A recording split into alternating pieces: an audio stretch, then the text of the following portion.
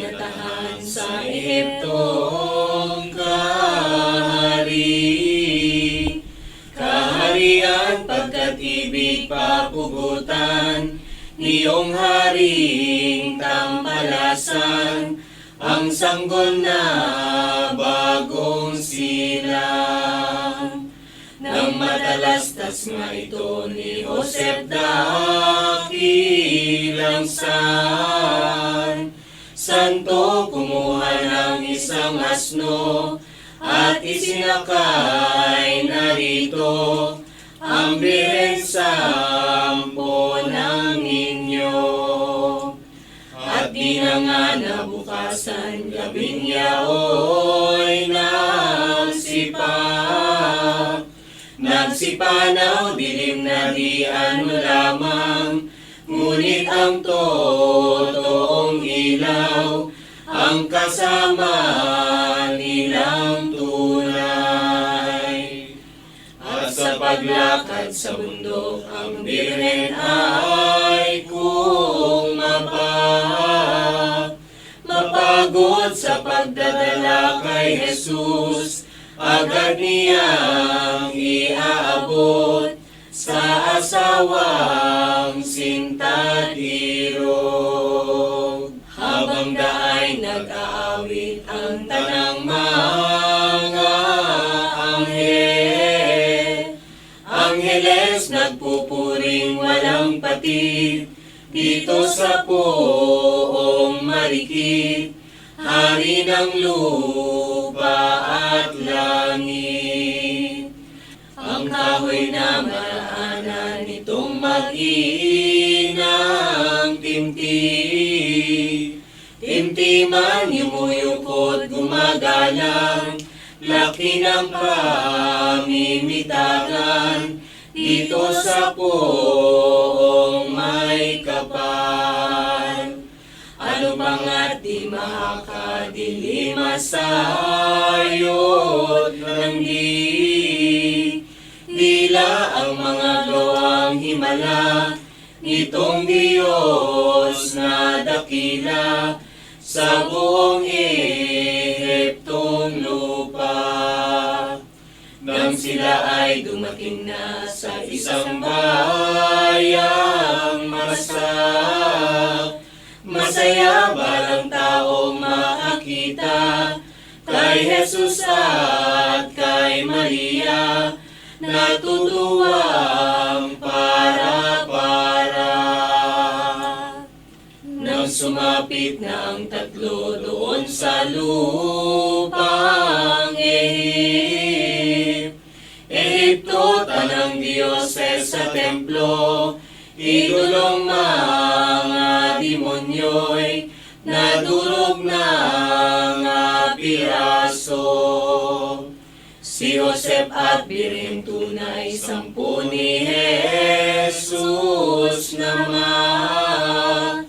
Mahal sa Ehipto ay tumahal, sa isang bayanang pinili nilang hirang. Sa laking pagkagiyagis loob ng Haring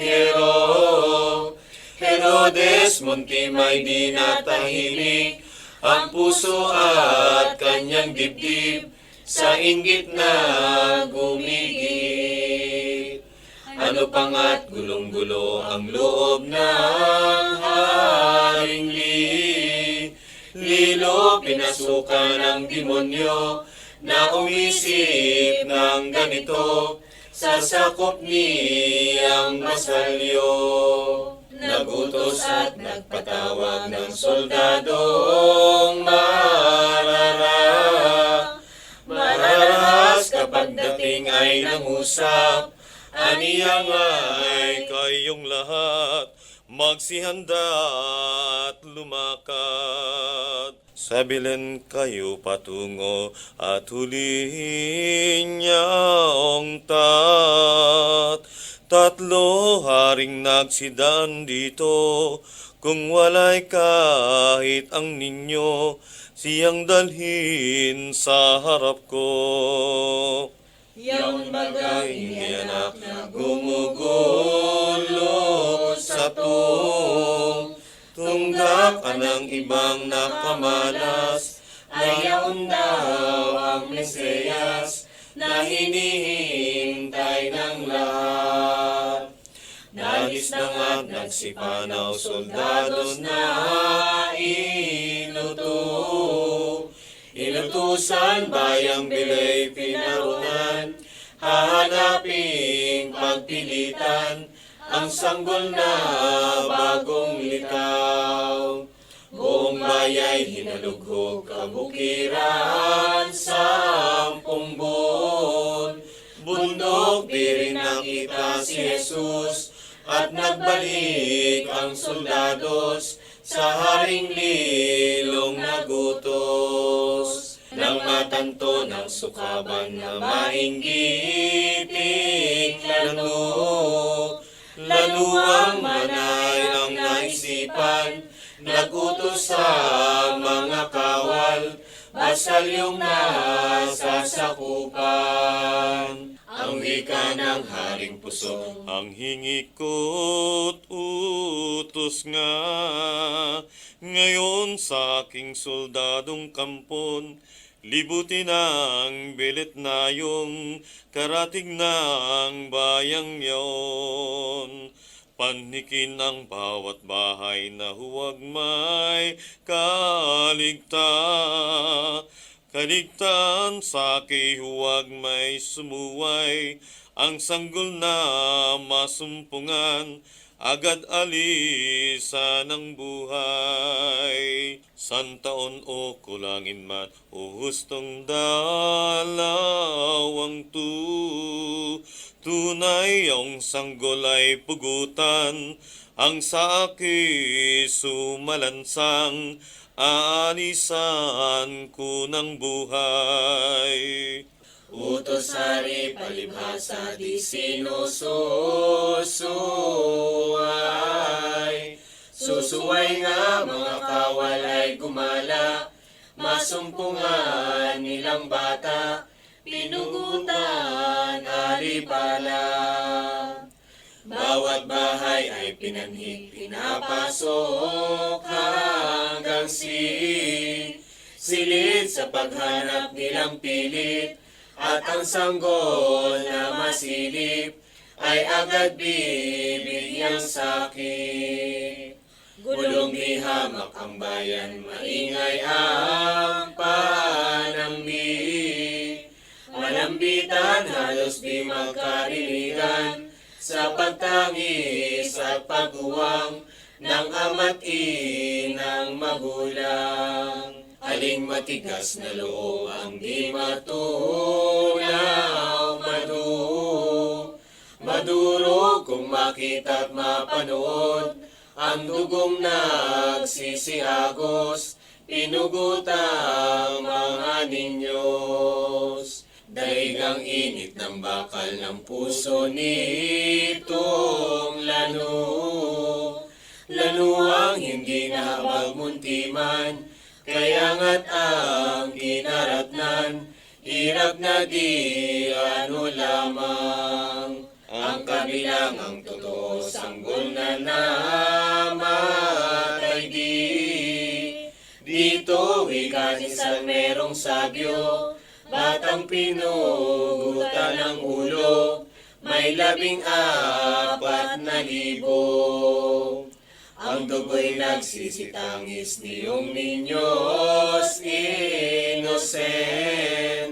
Inosentes ang narating ni Herodes, linagnat na walang patid, at uod ang ipinawis. Kataway sugat-sugatan, bahong hindi lamang hindi na malapitan, ang lahat ay nasusuklam sa kaniyang pagkalagay. Ito'y siyang gantibihis sa gawang hindi matuwid dito sa haring malawis, ang lalong kasakit-sakit, di siya nagkamit langit. Aba malupit na uslak, aba haring walang pa. Palad, aba lilo at dulingas, aba at ika'y nabihag, ano't di ka makapalag. Ano ang iyong akala at ano ang sapanta? Sa pantaha, anong hirap iyan kaya? Ano at di nga magwika? Iyang malupit mong dila. Iyang iyong hinihingan, iyan ang napakinggan, iya'y siyang kabayaran at siyang kahihinatnan.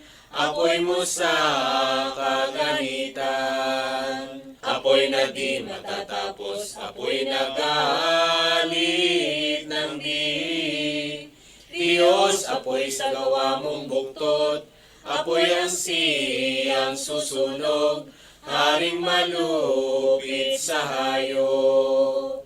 Haring hindi na nag-isip, haring taksil at balawis, haring halimaw na ganit, haring hindi na nahapis sa dugo ng inosentes. Kaya ang iyong natamo hirap sakit sa impyerno, hunghang masakim na tao, sa apoy mo na ibunto, ang galit kay Hesu Kristo. Ito ang siyang pagmasdan ng mainggiting sino man iwak siyang gayong asal, at kung hindi ay kakamtan, impyernong apoy na bayan. Nang mamatay na't matapos itong haring sa likod ko sa Ehipto ay nanahog ang isang anghel ng Diyos, asalay kalugod-lugod. Doon sa pagkagupiling ni San Jose na butihin, binati agad ng anghel ng wikang kaaliw-aliw, ito ang ipinagturing. Alang anghel kay San Jose, Bangon na, anak ni David, dito kayo ay umalis at umuwi sa Nazaret, bayan ninyong iniibig. Wala na nga at namatay yaong haring tampalasa na nagpahirap sa bayan, kayo'y magbalik na naman sa dati ninyong tahanan. nang matanto at matatap ni San Josep na mapalad sa birhey dagling nangusap, at biglang nagsilakad, nakasama ang Mesiyas. Nang sila na'y nasaraan ay kusang nabalitaan sa Jerusalem na bayan. Ang hari ay si Arkelao, anak niyong tampalasan. Sila nga'y nag-ibang daan na paroon nagtuluyan sa bayang sukat tahanan, bayang walang kapakanan, hirap na walang kapantay. Ang Nazaret ay tinungo na bayan nilang totoo sapagkat ang batang ito tatawaging Nazareno, pagwangis niya sa tao. Ang bahay niyang kinita na nihabilin nila ay hindi rin nag-iba, at dito nga namahay na si San Jose at si Maria. Dito itong ninyo Jesus tumalima at sumunod sa anumang iniutos, hiling ng puso at loob ng mag-asawang siniro. Anang mga ebanghelistas lumaki ang Mesiyas, lumaki na tumaas, ang grasya at dunong nawagas sa harap ng taong lahas. Nang 12 husto ang taong bilang ni Kristo ang mag-ina ay dumayo sa Jerusalem na templo, isang araw nga ng Pasko. Kasama rin sa paglakad si Jose tunay na liyag, kalayuan ay di hamak, pagsunod lang at pagtupad, sa kaugali ang lahat. Nang dumating na sa templo, pumasok na silang tatlo at nanalangin narito sa Diyos haring totoo ng buong sang universo. Ay ano'y nang makaraan ang piyestang ang tinura ng dating kaugalian, sila'y umuwi na naman sa dati nilang tahanan. Dito na nga itong berbo nagpalumakak sa templo, walang malay na totoo, mag-asawang magkatoto, kasama niyang dumayo. Sapagkat ibig maganap ang tanang bilin at hatas ng ama niyang mataas, kaya itong Diyos anak sa templo'y nagpalumaga. Ay ano nga'y nang makita ni Joseph at ni Maria doon sa paglakad nila, ay hindi na nga kasama si Jesus na poong Ama. Dito'y ang inang mapalad, ang puso'y agad nasindak, tumangis nga at umiyak, ang dibdib halos mawalat, nang di makita ang anak. At si Joseph namang santo, sindak ay di mamagkaroon nang di makita ang berbo, loob ay sumigdo-sigdo, panimdim ay magot-mago. Ano'y nang kinabukasan na nagbubukang liwayway, nagsilakad kapagkuhan, sa Jerusalem titingnan, ang anak na nahiwalay. Wala rin at di makita itong anak ni Maria, sapagkat di pa talaga ay may ibang gagawin pa, misteryong walang kaparang. 3 araw na husto ng pagkawala ni Kristo, pumasok sila sa templo, doon nakitang totoo, tuwa'y hindi mamagkano.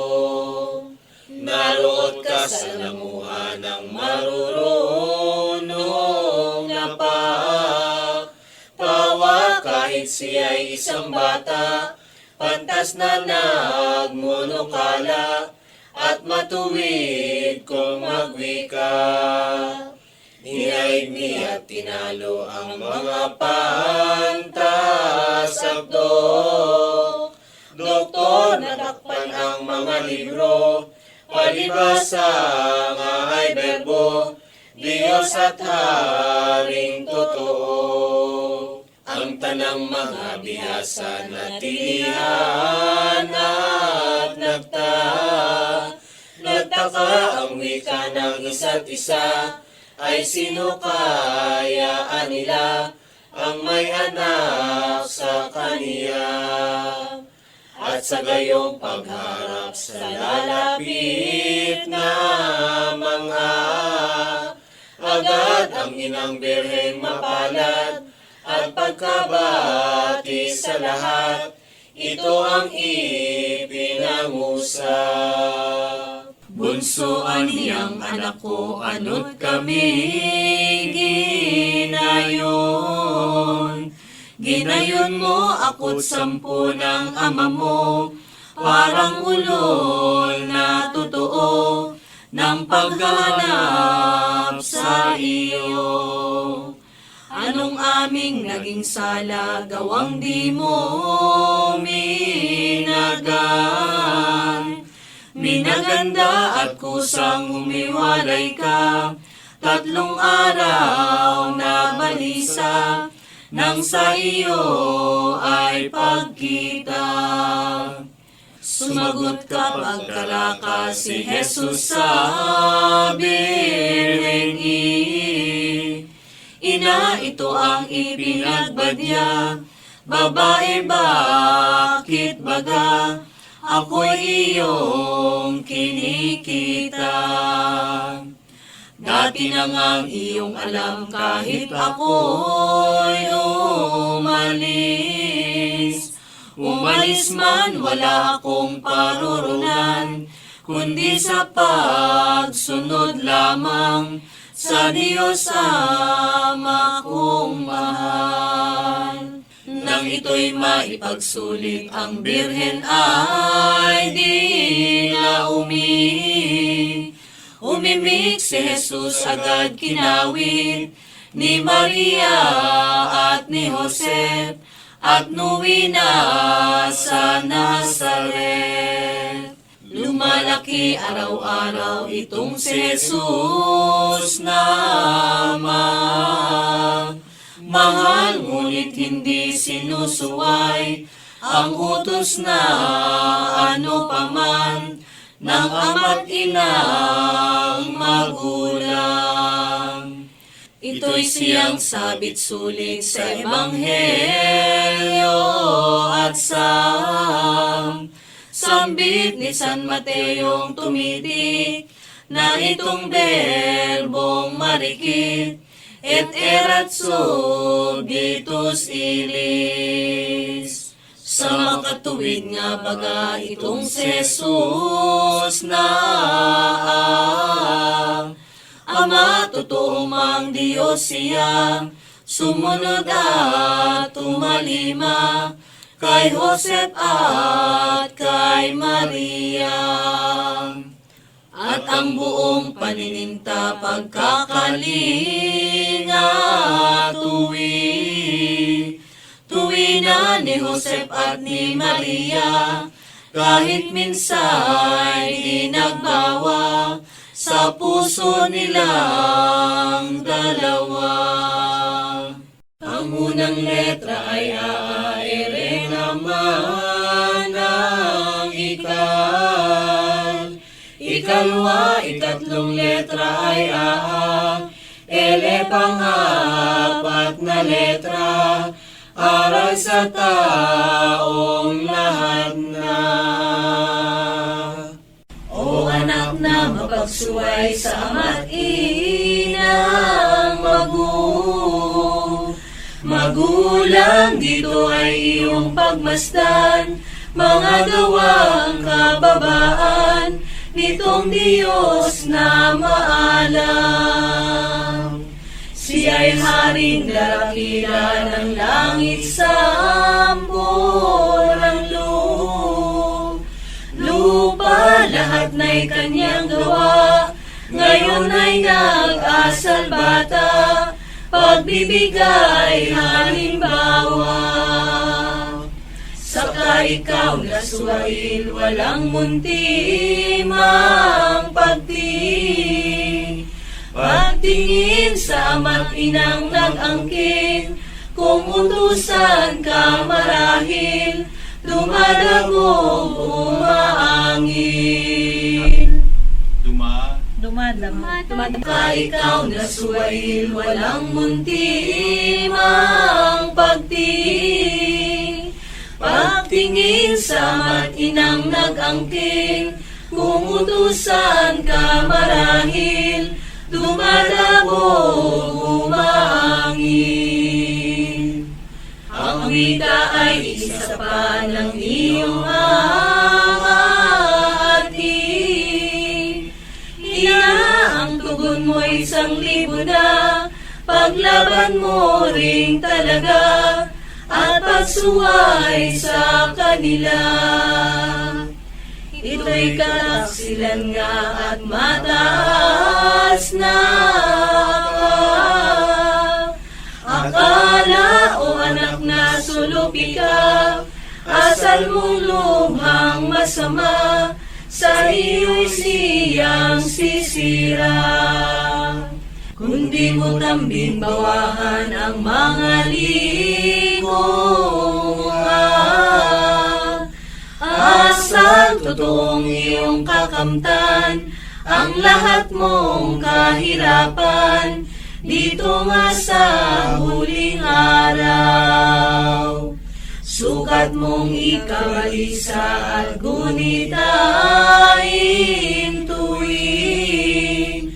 Tuwin na hirap sakit na lahat na, pawang tinis at binata ng iyong ama at ina.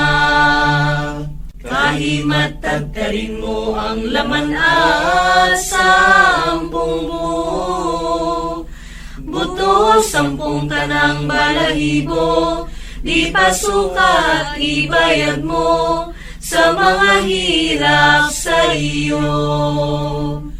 Kung di mo nga iibahin ang iyong pagkasuwa, pagkasuwail ay hindi ka katutuhin, bagkus ka bang iiringin ng Diyos na buo natin.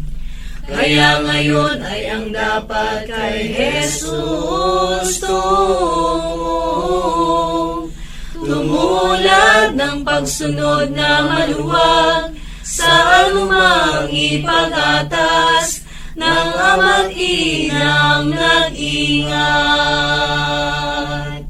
Nang malapit ng mangaral si Jesus sa katauhan, ibig ngang ipatanghal ang kaniyang kadiyosan sa taong makasalanan. Ngunit ang kasing esposo ang asahan ng tao, si San Jose bagang santo, natanto rin ang totoo, ang sasapitin ng berbo. Kaya nga't nang di makita ni Joseph ang madlang dusa ni Jesus na iwiniya, hilingin na ang buong sinta, siya'y mamatay na una. At hindi nga matitiis niyong banal na siyo, Joseph, na makita at masilip ang madlang hirap at sakit ni Jesus na kasit-ibig. Dito sa nasang magaling ni San Joseph na butihin agad namang sinunodin ng Diyos na maawain ang kaniyang pita't hiling. Yaon ang siyang mula na ng pagkakasakit niya kinakalinga tuwina ni Jesus at ni Maria, si Joseph na mapaninta. Palibhasa ay katoto at malinis na esposo, kinalingang ang totoo ng pong si Hesu Kristo, ni Maria ang masaklolo. Sa kalubhaang di hamak ng sakit nitong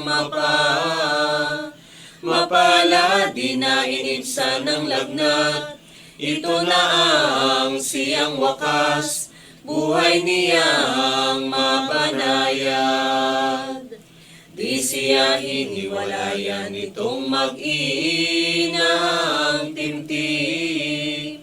timtiman ang alagay matibay sa kaniyang pagkaratay hanggang sa napat ng buhay. Walang aning makapara itong pagkamatay niya, daig ang santong lahat na sa kamay nitong mag-ina, pumanaw ang kaluluwa. Ang kaluluwang marikit nitong timtimang si Joseph, sinalubong ng angheles, pinupuring walang patid, tuwang walang kahuli. At kanilang inilagay sa seno nga ni Abraham, sabihin ang katuwaan, sayang hindi lamang ng lahat ng mga banal. Si Joseph ang una-una na malitang ang talaga sa mga santos propeta, aniya ay dumating na, yaong sasakop sa sala. Dito nga na pagnilay lubos na gunang dinalubhang mababalam, bibihisan kapag kuwan ang kanilang kahirapan. Ay ano'y nang mamatay na ang esposo ni Maria, inilibing kapag daka, si Jesus na may kasama, tumatangis ang dalawa. Mga ugaling lahat na sinunod na ang birheng ina, nagluksa kapag karaka, tanda ng ganap na sinta, kay Joseph niyang asawa. At ako aniya lamang kay Jesus na inutusan, pinapaghahanda bilang ng maglilinis ng daan na kaniyang lalakaran. Ito ang ibibinyag ko, tubig na sadyang totoo. Totoo, ngunit kung siya'y parito, ang ibibigay sa tao'y grasyang tunay na saklolo. Sa ito'y maipahayag niyong bautistang nangusap isang araw na may kagyat, sa darating ang Mesiyas, na ang nasa ay pabinyag. Si Jesus nga ni nakita, ngunit hindi nakilala ni Juan ang pinsan niya, sa loob ay pinagsiya, na pagwari kapag daka. Lalo na nang mapakinggan yaong wikang binitiwan, ako'y binyagan mo, Juan. dito nagpasiyang tunay, ang katotoong niya't pinsan.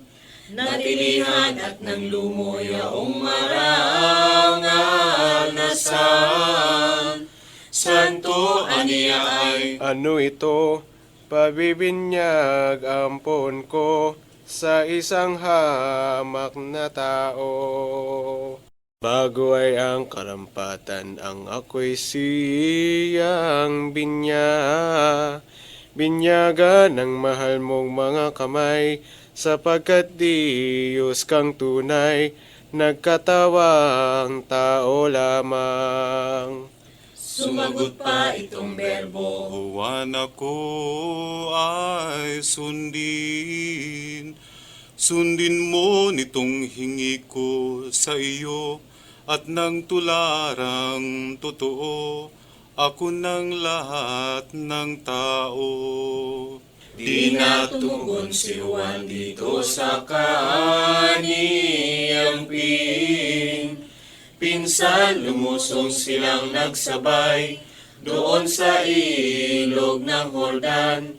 Si Jesus ay bininyagan, at nang umahon sa pampang ang langit agad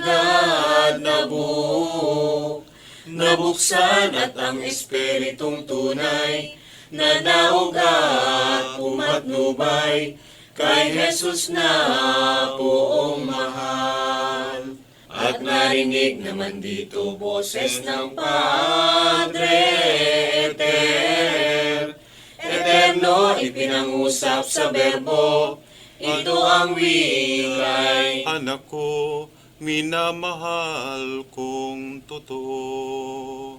Tuwang hindi ano lamang ang buong sangkalangitan, angheles ay nag-awitan, pagpupuri walang humpay sa Mesiyas na maalam. Nang maganap na't matapos ang pagbibinyag kay Jesus, nagpaalam na tibugos sa kaniyang pinsa't irog, at nabulid sa impyerno, takot na di mamagkano. Na ang buong kaisipan nitong demonyong sukaban, si Jesus ay tao lamang na tantong kinakasihan ng Diyos sa kalangitan.